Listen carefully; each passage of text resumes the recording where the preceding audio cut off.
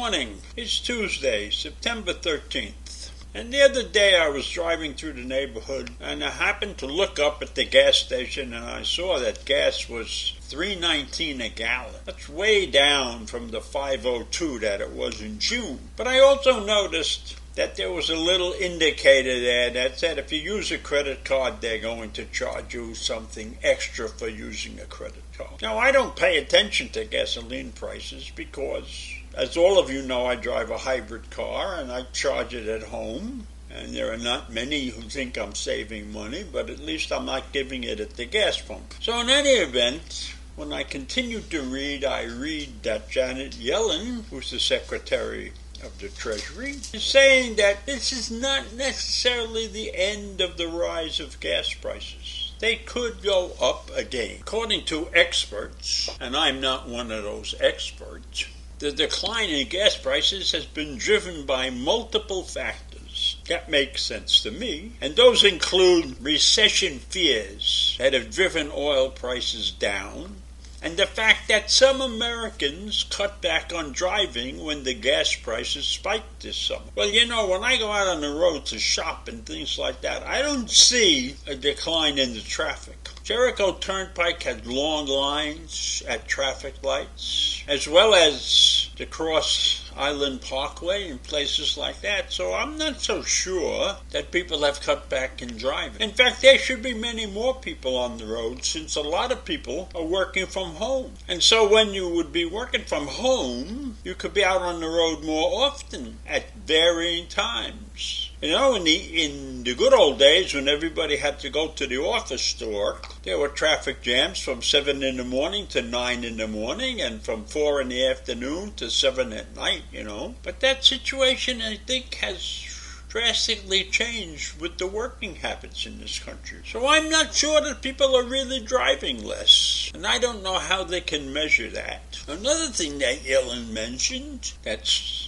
struck me as a surprise, but I guess that's the way the world is now. This winter, the European Union will stop, for the most part, buying Russian oil. And in addition, they will ban the provision of services that enable Russia to ship oil by tanker. So they're cracking down hard on Russia. And it's possible, because of that crackdown, that could cause a spike in oil prices. Because essentially, they are taking a large producer out of the market.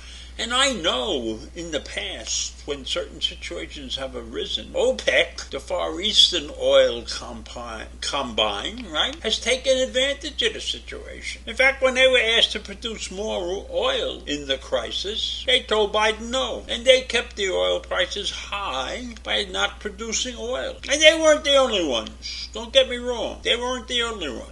Anybody who owned an oil well didn't want to produce more oil because then the price would go down. And then when people say you should get into the oil business and build a pipeline and build a well or something, you lay that money out based upon the current price where you think you're going to make money and the price of oil drops, you're screwed. So don't expect people to invest their hard-earned money, or however they make their money, in oil wells if the price fluctuation is crazy. Earlier this month, the finance ministers from the G7 group of countries, that's the US, Japan, Canada, Germany, France, Italy, and the United Kingdom, said that they were going to create a maximum price that would be set by them. And that price is going to be put into effect at the same time that they shut down Russia's oil business. So as far as Yellen is concerned, we're in pretty good shape. We've got a good, strong labor market, and she believes it's possible to maintain that.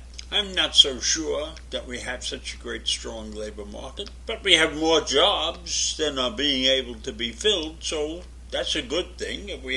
If we have so many openings, that's a good thing for people because they can move around, they can make decisions, they're not stuck, right? And most companies aren't forcing them to come back to work 100% of the time, so that's a good thing also. Now, Yellen is also optimistic about the economy and emphasized that the U.S. is not in recession. And you all know that in response to high inflation, the Federal Reserve has increased interest rates 4 times so far in 2022, and those interest rates are probably going to rise again this year. So I don't know how you feel about that.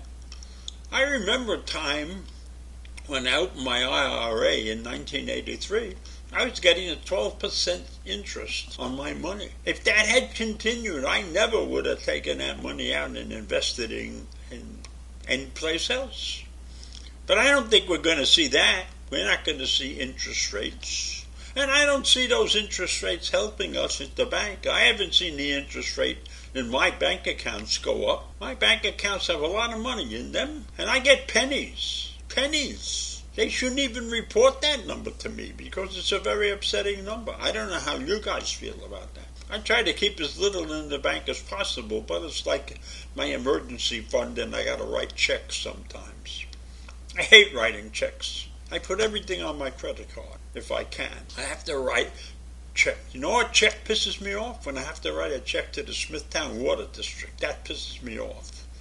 Why they won't take a charge card. But then they could say they'll take a charge card, but they'll charge you for charging, which is what happens when you go to pay your taxes. If you try to pay your taxes in Smithtown and you try to use a credit card, processing fee on that credit card is outrageous. So I leave you with that, this talk of money and oil and gas and everything. Just keep your head above water. Stay safe. Drive as much as you have to, or drive as little as you want to. Take care. Bye.